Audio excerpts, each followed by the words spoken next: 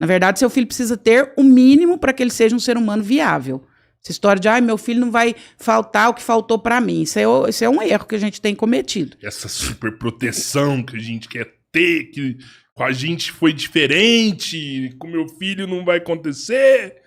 E aí, talvez seja o motivo da gente estar formando esses adultos crianças. Frágeis, que vêm de uma geração... E é engraçado como há uma troca, né? Uma geração forte cria uma geração fraca. Aí uma geração fraca cria uma geração forte. Você vai vivendo nessa escada, né? Então, por exemplo, a nossa geração foi uma geração muito forte. Você começou a trabalhar com que idade? 14, 15. Pronto. Tinha problema trabalhar com essa idade? Não, demorei. Tinha, já tava velho. Já tava velho. O Robertinho começou com 8, eu acho. Podia ter trabalhado muito antes, velho. Já tava perdendo tempo. Você tem filho de 8? Tem de 9. Ele trabalha? Não, mala. Não, e ele é o mais mala ainda. Porque ele, além de não trabalhar... Você lembra que antes da gente começar, eu te falei que o mais velho é bem responsável, é estudioso, você não precisa ficar acelerando ele, não. Você põe a regra ali e chega, tá feito. O mais novo, que é o de 9, ele não trabalha. E outra coisa, se não for no ferrão, não estuda também não, entendeu? Tem que estar... E aí a gente morre de medo de meter o ferrão, né? Engraçado, né? Minha filha virou... Eu não tenho muito não, assim, entendeu, né? A Amanda virou hoje e falou assim, pai, que idade que é adolescente? Com qual idade que eu vou ser adolescente, né? Pesado, hein? Eu falei assim, depende, né? Depende de que. Eu falei, por exemplo, o vovô Cezinha, que é meu pai, falei, meu pai não foi adolescente. Meu pai, ele foi criança. Quando ele teve 10 anos, ele já teve que trabalhar e já teve que virar homem. Então, virou assim, adulto. Ele de criança, ele pulou pra adulto, assim, ele não passou essa fase de adolescente. Então, acho que talvez você tenha que passar por essas fases também, né? Às vezes, no caso dessa geração que foi forte, a gente pode ter tirado essa fase de adolescente. E talvez por isso eles não tinham nem tempo pra ter problema. Não sei. Não sei se a gente tirou. Eu acho que era uma adolescência diferente. Era uma adolescência com mais responsabilidade, era uma adolescência com mais sentido. Não tem como tirar a fase, não. Não. Não. Eu me sinto adolescente até hoje. Pronto. Minha mulher vive falando, vira homem, até hoje você parece menino, você quer ficar brincando. Na verdade, nós vivemos, só que nós vivemos uma adolescência que foi uma adolescência... E não estou aqui levantando pauta, falando que a nossa geração foi melhor, que a educação anterior era melhor. Só estou dizendo o que aconteceu. Nós não podíamos certas coisas. E assim, as coisas aconteciam. Então, assim, se a gente queria alguma coisa, a gente tinha que correr atrás. Não houve um corte na nossa vida, não houve um corte na vida do seu pai. Não é igual um filme que a gente recorta um período. Ele foi adolescente, só que ele foi o adolescente do tempo dele, com as responsabilidades que lhe eram pertinentes daí para frente. A questão é que a gente vive uma adolescência atualmente, uma reedição da adolescência, com muita permissividade. Entrando um pouco no filme, né, adolescência, né, já no episódio 1. A primeira questão do episódio 1. Em que momento da humanidade nós entendemos que uma pessoa de 13 anos pode andar na rua sozinha sem dar satisfação para os pais?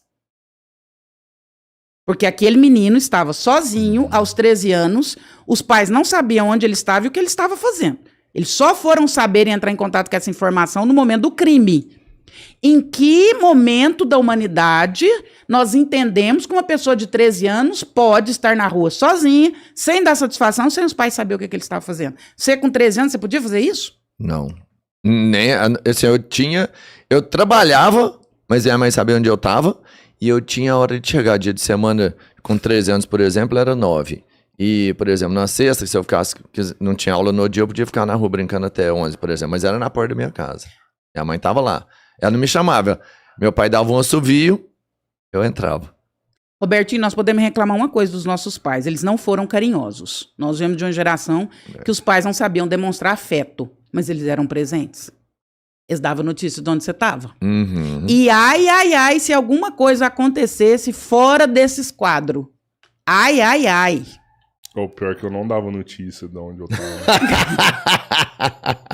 Você já era rebelde desde sempre. Cara, eu tenho certeza, assim, tipo, eu lembro de vezes que eu saí de casa e voltei 2 dias depois. Não, assim. mas com quantos anos, Cabeleira? Não era com a primeira 13, vez, não era com 13. A primeira vez que eu saí de casa e dormi sem avisar, Eu acho que eu devia ter uns 12 anos, assim. Você é a exceção da regra. Pode ser. Não, e tomou uma esfrega também. E eu lembro Você não que, tipo chegou assim, aí com 17, eu fiquei uns 4, 5 dias fora de casa. E aí eu lembro até hoje que eu Com 17 eu já sei onde você andava. Então, meu irmão. eu lembro até hoje que eu ficava com medo de voltar pra casa. Porque o negócio foi estendendo, tipo assim, fiquei 3 dias sem avisar. E por que você tinha medo de voltar pra casa? Porque eu falei assim, pô, meu pai vai me esculachar. Meu pai vai me esculachar pra Ah, caramba. Então você era rebelde, mas tinha consequência a Não, sua eu rebeldia. sabia que ia ter consequência, né? Mas eu vi uma parada interessante, porque assim, eu tinha certeza que meu pai ia me esculachar. Aí eu falava assim, puxa, eu vou postergar. Só que aí, você tá me 4, falando que com 5. 17 anos você saía de casa, ficava muitos dias fora de casa. Isso diz a respeito do seu comportamento. Você era um adolescente rebelde. Só que, na sua época, existia causa e consequência. Você até podia Isso. ficar, mas você ia ter um esculacho em casa ou não ia? Então, na verdade, depois de 5 dias eu descobri que não teve esculacho. Aí você ficou sem Porque vergonha. meu pai achou que eu Não, tinha foi morrido. doido, é. Meu pai achou que eu tinha morrido. Aí ele falou assim, meu filho, não faz isso com o papai mais não. Por que você fez isso? Você faltava. Não faz isso com o papai mais não. 5 dias fora de casa, sem falar nada, sem avisar nada. E daí E aí? pra frente, nunca mais teve esculacho? Não. Sim, já rolou já, mas nessa eu acho que pegou ele de surpresa, assim, a minha Mas você chegada. tinha medo, assim. não tinha? Porque tinha. seu pai esculachava? Tinha demais. Cobrava? Demais. Tinha tanto medo. Teve uma vez, essa história eu já contei aqui pra galera. Eu acho que eu devia ter uns 12 anos também, e eu ia brincar na rua, e chegava muito tarde, chegava meia-noite em casa. A turma lá da rua ficava até tardão. E eu tocava o interfone, meu pai abriu o portão e eu entrar. Aí um dia meu pai virou e falou assim, ó, você tá chegando tarde em casa, tá tocando no interfone, hoje eu tô dormindo. Você trata de chegar mais cedo amanhã. Olha o dedinho. Trata de chegar mais cedo amanhã. Se você não chegar, você vai levar uma coça. Vai levar uma coça. E, cara, tá, tranquilo. Aí brincando. Meia-noite. Lascou. Vou levar uma coça. Aí eu falei, não tinha chave de casa também. Fui lá pra porta de casa. Vou ficar aqui, né? Vai que alguém abre o portão, vem me procurar e tal, mas eu não vou tocar o interfone, não vou acordar aí, não, senão eu vou levar a coça. Eu passei a noite inteira na porta de casa, dormi na rua, dormi no chão, frio. Aí de madrugada o guardinha passava de bicicleta, eu saía andando com o guardinha nos quarteirão pra vigiar a casa dele. Fui pra uma padaria, que eram umas 4 quarteirão lá, tomei um café na padaria, comi um pão. Aí o guardinha virou e falou assim, ó, irmão, agora não tem jeito não, vou embora pra minha casa, não posso andar mais com você não. Jesus. Falei, não, tranquilo, vou voltar lá pra casa. Voltei lá pra casa, deitei lá no chão, fiquei lá até o resto da madrugada e tal. Deu 7 horas da manhã, meu pai abriu a janela e falou assim, meu filho, você que tá dormindo aí embaixo? Eu falei, pai. Pô, menino, faz comigo mais não, da próxima vez você toca o interfone. Sabe o que era um problema? Tem diferença. Ele virou um adulto rebelde ou não? Não, ele é rebelde. Mas ele é uma pessoa rebelde dentro dos quadros normais, tá? Ele não é o que se manifesta sem motivo, não. Tem diferença, imaginando o caso real do Cabeleira, de por exemplo, porque o que eu acho que ele fazia e às vezes era meio natural pra ele? Ele, quando ele conta essas histórias de 12, 13 anos, 14... Ele, nessa idade, ele já era um cara da minha altura, ele já era um homem. Fisicamente, se olhar pra ele, ele era um homem grande, ele era grande, realmente. Uhum. E o pai dele é baixinho. Será que ele pensava assim, pô, eu sou maior do que esse cara? Você entende? Inconscientemente, sim. Você já viu na natureza... Será? Eu nunca pensei isso. Inconscientemente, sim. Você já viu na natureza, por exemplo, quando algum animal quer coagir o outro, ele abre a asa, ele expande o corpo... para dar essa sensação de compilação física maior. Eu sou maior que você. Eu consigo enfrentar isso. Isso, de certa forma, inconscientemente, o nosso cérebro é dividido em... na verdade, não é dividido. Nosso cérebro evoluiu ao longo do tempo. Então, tem uma área no nosso cérebro, que é o cérebro reptiliano, que é o cérebro mais primitivo, que responde sobre isso. Lá no cérebro reptiliano, essa ideia da compilação física, ela gera uma sensação de estar sendo subjugado. Então, o que é maior, ele dá essa sensação. Quando ele era criança, ele não fazia isso. Quando ele era mais ou menos do tamanho do pai dele, ele não bancava. Tanto que a gente fala assim, educa Enquanto for pequeno, porque do dia que ele tiver do seu tamanho pra frente, você vai ter um problema. Porque, na verdade, ele te olha nos olhos e fala, você vai me bater agora? Você me bateu até aqui, agora como é que vai ser? Você vai me bater? É na força que nós vamos resolver? Porque se for na força, eu sou maior que você. Como é que vai ser isso? Uhum. Então, não é à toa que, instintivamente, com certa idade, quem bate para de bater. Porque, a partir de agora, a compilação física é desigual. Entendo. Eu lembro muito, e meu filho fica bravo, que eu fico expondo ele, né, nos podcasts. Tá mais, um beijo, te amo. Eu lembro muito de uma situação, meu marido é muito bravo, pode não parecer. Eu pareço ser bravo, eu sou um poço de calma. Eu resolvo as coisas com meus filhos, em geral, conversando, mas o que preciso falar, falo. Meu marido já é mais bravo. E eu lembro que ele dava umas peitadas no Tomás, quando o Tomás era pequeno, 2 homens, né? E eu lembro o dia que isso acabou. Eu lembro nitidamente, num domingo à noite, Tomás levou uma namoradinha lá pra casa, ele tinha 16 anos, e ele ficou enrolando com essa namoradinha, ele ficou enrolando.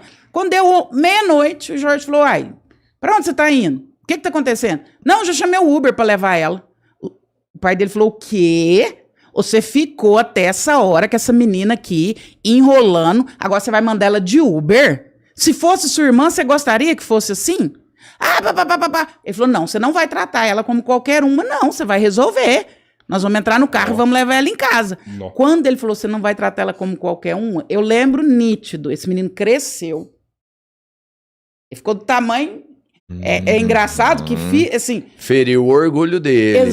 Eu vi ele sendo tomado pelo espírito do, a partir de agora, você não fala o que você quer. Eu lembro dele, bateu na mesa e falou pra ele, você não vai chamar ela de qualquer uma. Quem que você pensa que você é? A partir de hoje... Bancou... E o Jorge levou um susto, e o negócio ficou meio esquisito, e eu, como mãe, obviamente, gente, peraí, nananã, mas eu vi nitidamente, a partir daquele dia, a partir daquele dia foi de um para um. Yeah. Mas aí você acha que, no caso da série, é um erro, então, essa criança, esse adolescente, aquele horário, sem avisar os pais. Rodrigão, é um problema. A adolescência atual é um carro onde o adolescente dirige e os pais, os professores, as autoridades estão no banco de trás. Só que quem está dirigindo o carro não sabe dirigir. Um menino de 13 anos não delega sobre a sua própria vida. Um menino de 3 anos não escolhe a sua própria roupa, sua própria comida. Se o seu filho tem 3 anos e ele escolhe o que ele vai comer e o que ele vai vestir, você é um idiota. E tem pai que acha isso bonito, hein? Não, você é um idiota. Acha bonito pra caramba. Esse dia eu tava no self-service, tô lá esperando atrás da fila, mulher com uma menininha de 2 anos. Amorzinho, quer arrozinho branquinho ou arrozinho integral? Amorzinho, quer carninha de vaquinha ou carninha de peixinho? Quase que eu dei na cabeça dela, eu falei, ô, sonsa, não há gata, quem escolhe o que ela tem que comer, ou se essa menina não sabe sobre nutrição, não, acorda. Deixa de ser ridícula. Uma criança de 3 anos não sabe o que é melhor pra ela comer, não, onde você tá com a sua cabeça? Uma criança de 3 anos não sabe o que é melhor pra ela vestir, não. Onde você tá com a sua cabeça?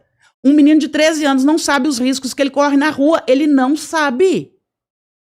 Existe uma coisa que chama subordinado. Filho tem que ser subordinado a pai e mãe. Como assim, Andréia? A palavra subordinado vem do latim subordenado, ou debaixo de ordem.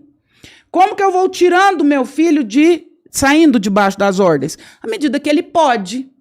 Então, um menino de 2 aninhos, 3 aninhos, acordou com a fralda seca. Sinal que ele não precisa mais dormir de fralda. Eu tiro a fralda. Ele já não mais está mais subordinado a mim. Ele já sabe a hora de fazer xixi agora.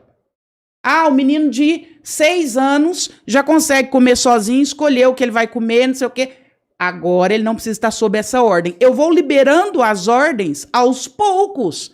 À medida que ele tem conhecimento e amadurecimento, inclusive neurológico, para ordenar-se. Subordenado, debaixo da ordem de alguém. Ordenado, ordena por si mesmo. Um menino de 13 anos sabe os riscos que ele corre na rua? Pergunto para vocês dois. Impossível. Gente, agora, há pouco tempo em Uberlândia. Mocinho lá de 23 anos, aquela situação horrorosa. Que os ladrões tomaram o carro, tentaram levar ele para defender a namorada, tomou facada, enfim. Um menino de 13 anos, ele sabe esse risco? E ainda mais uma questão, falando em neurociências em cérebro. O nosso cérebro ele tem um processo de maturação. Existe uma área aqui no nosso neocórtex que vai responder sobre causa e consequência. Ela é a